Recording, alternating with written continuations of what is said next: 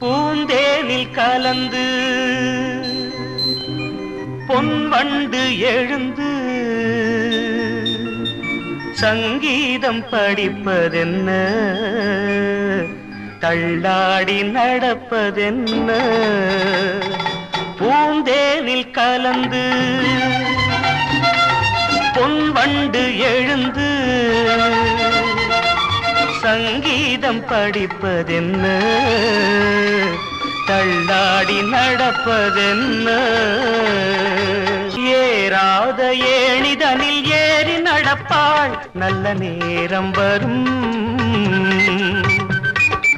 என்றென்றும் நல்ல புகழ் தன்னை வளர்ப்பாள், அந்த காலம் வரும்.